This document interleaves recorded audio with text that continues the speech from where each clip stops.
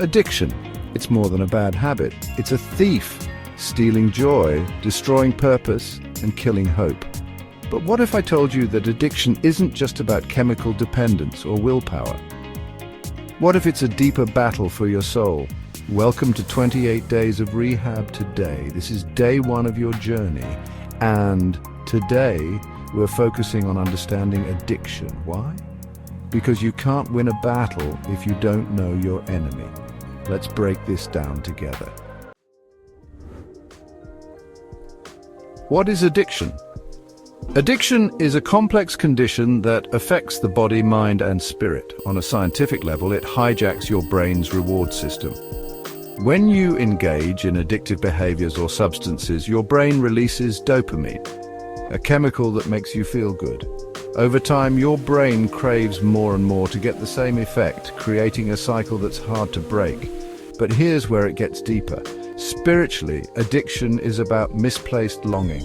Psalm 42 verse 1 says, "As the deer pants for streams of water, so my soul pants for you, my God." We were designed to seek fulfillment in God, but addiction redirects that longing to things that can never truly satisfy. Take a moment to reflect. What are you craving right now? Is it something temporary, or are you seeking the eternal fulfillment only God can provide? The cycle of addiction. Addiction thrives on repetition. It follows a predictable pattern. A trigger, stress, pain, or trauma pushes you toward escape. You use a substance or behavior for relief. That relief fades into guilt, shame, or emptiness, and that guilt becomes the next trigger. It's a relentless cycle. Proverbs 26 verse 11 puts it this way, "As a dog returns to its vomit, so fools repeat their folly." But the good news, this cycle can be broken. Romans 8 verse 37 declares, "In all these things we are more than conquerors through him who loved us." So let me ask you, what triggers keep you stuck in this cycle? Identifying them is the first step toward breaking free.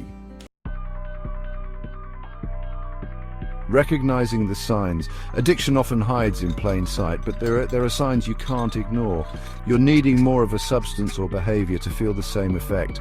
You're neglecting relationships and responsibilities. You're using to escape negative emotions. And when you try to stop, you feel withdrawal symptoms.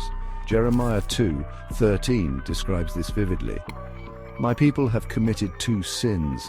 They have forsaken me, the spring of living water, and have dug their own cisterns." Broken cisterns that cannot hold water. Addiction is a broken cistern. It can never hold what your soul truly needs. Take a moment to think. What broken cisterns have you been relying on, and how have they failed to satisfy you? Breaking free. So how do you start breaking free from addiction? Step 1, acknowledge the truth. Recovery begins with honesty. John 8:32 says, "Then you will know the truth, and the truth will set you free." Admitting you have a problem isn't weakness, it's courage. Step 2, seek community. Healing doesn't happen in isolation. When Bill Wilson met Dr. Bob Smith in 1935, they shared their struggles with addiction. This moment sparked a profound realization. Talking openly about their pain was the beginning of healing. This became the foundation of Alcoholics Anonymous. Ecclesiastes April 9th, 10 reminds us, "Two are better than one because they have a good return for their labor." If either of them falls down, one can help the other up. Recovery thrives in relationships. Step 3, turn to God. Addiction is powerful, but God's power is limitless. Isaiah 41:10 offers this promise. "Do not fear, for I am with you. Do not be dismayed, for I am your God. I will strengthen you and help you. I will uphold you with my righteous right hand." Prayer, scripture, and worship are your weapons in this battle. Lean into God's strength and watch him work in your life. Your next step. Addiction isn't your identity, and freedom is possible.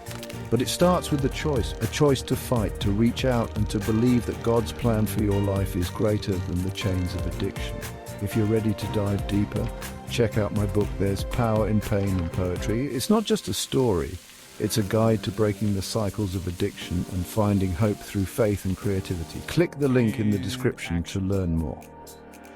Be sure to keep God first and tune in for the next lesson. Day 2, Breaking Denial, Embracing Truth. Together we'll take the next step toward freedom. For more information, visit www.hustleheavenlyinc.com.